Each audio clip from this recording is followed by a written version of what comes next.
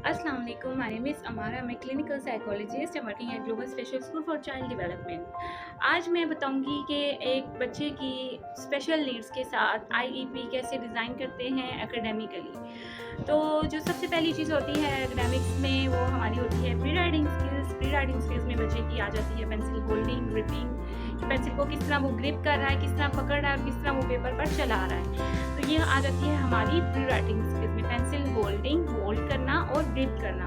जैसे एक बच्चा है ऑटिस्टिक फीचर्स के साथ है, माइल्ड ऑटिस्टिक फीचर्स के साथ है, तो अब हम एकेडमिकली उसको साथ साथ ट्रेन कर सकते हैं कि किस तरह वो पेंसिल को होल्ड और ग्रिप करता है। फिर उसके बाद हम उसकी क्या करवाते हैं, स्क्रिबलिंग। स्क्रिबलिंग में कैसे करवाएंगे, हम पहले रेंडम स्क्रिबल करवाएंगे। रेंडम स्क्रिबल कैसे होगी, एक खाली पेपर पे हमने उसको पेपर दे दिया है, ब्लैंक पेज दे दिया है और उसमें उसके ऊपर फ्री हैंड स्क्रिबलिंग करनी है। उसके पास कोई बाउंड्री नहीं है कि वो अपनी एक बाउंड्री के अंदर स्क्रिबल करेगा, तो वो फ्री हैंड स्क्रिबल, जब वो फ्री हैंड स्क्रिबल करेगा तो उसके अंदर ये एक सेंस डेवलप होगी कि ये पेंसिल है और इससे जब मैं पेपर पर मूव करता हूँ तो ये स्क्रिबलिंग, या जैसे वो कोई उसके पास कलर है तो वो उसको दिखेगा कि ये कलर कर रहा हूँ मैं। उसके बाद हम क्या करते हैं कि बच्चे को एक बाउंड्री सेट कर देते हैं कि आपने इस बाउंड्री के अंदर स्क्रिबलिंग करनी है या कलरिंग करनी है। अब वो बाउंड्री इमेज होगा तो वो बच्चे को नज़र तो आएगा, लेकिन उसके ऊपर इतनी सेंस नहीं होगी या वो उसके अंदर इतनी फोर्स नहीं होगी कि वो उसके अंदर स्क्रिबल करे।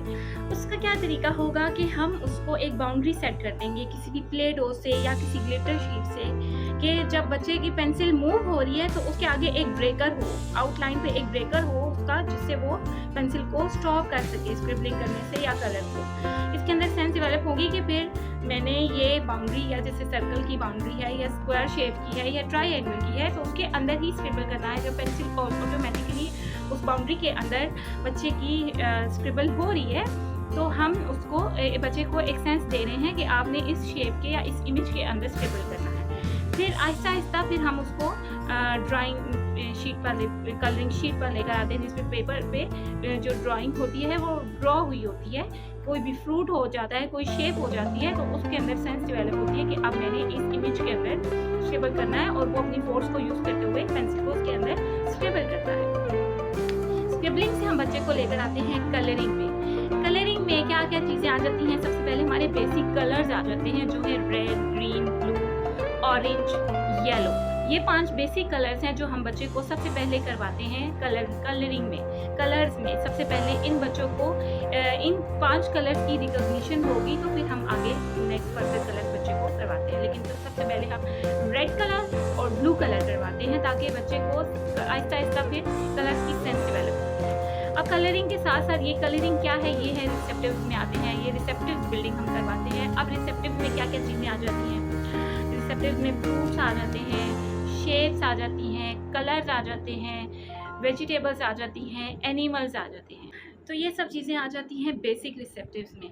अब जो है बेसिक रिसेप्टिव्स में हम लोग पहले इजी टू कॉम्प्लेक्स की तरफ लेकर बच्चे को चलते हैं। बहुत सारे पेरेंट्स का ये माइंडसेट होता है कि एकेडमिकली जब बच्चे को हम कुछ कराते हैं तो हम बुक्स और कॉपीज़ पे उसको काम कराएंगे।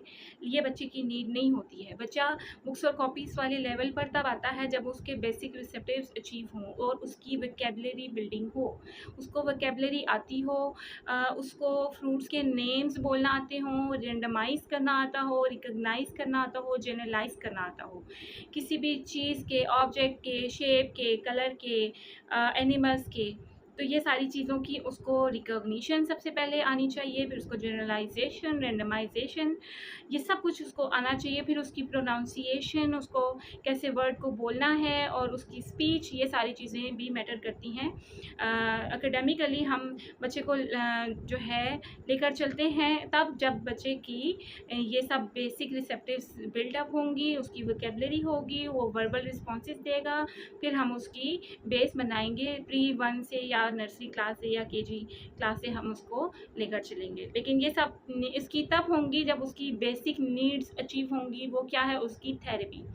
थेरेपी होने के बाद जब बच्चे के अंदर माइल्ड ऑटिस्टिक सिम्टम्स रह जाएं या फिर बच्चे का ऑटिस्टिक फीचर्स काफ़ी हद तक कम हो जाएं, तब हम उसकी जो है एकेडमिकली उसको ट्रेन कर सकते हैं। तो इसके बाद हम देखते हैं कि बच्चे को कलरिंग भी आ गई है, उसके रिसेप्टर्स भी बिल्ट हैं, उसको रिकग्निशन है बेसिक फ्रूट्स की, बेसिक शेप्स की, बेसिक कलर्स की, बेसिक एनिमल्स की। फिर हम उसको लेकर आते हैं 2 डॉट्स जॉइनिंग पर, कि 2 डॉट्स हमने उसको लगा कर दिए हैं और उसने उनको ज्वाइन करना है। जब वो ये 2 डॉट्स ज्वाइन करेगा, फिर हम उसको 3 डॉट्स की ज्वाइनिंग पर लेकर आएंगे कि 3 डॉट्स को उसने ज्वाइन करना है। 3 डॉट्स ज्वाइन स्ट्रेट करना है, हॉरिजॉन्टल, वर्टिकल।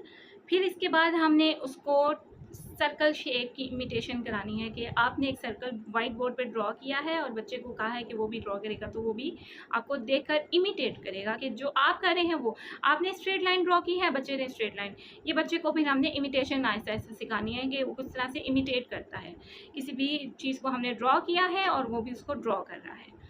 फिर जैसे हम करवाते हैं 3 डॉट्स को ज्वाइन करवा के ट्रायंगल शेप बच्चे को बनाना सिखाना। तो उसमें हम क्या 3 डॉट्स हमने बनाए हैं और बच्चे ने उस 3 डॉट्स को ज्वाइन किया है टू मेक अ ट्रायंगल।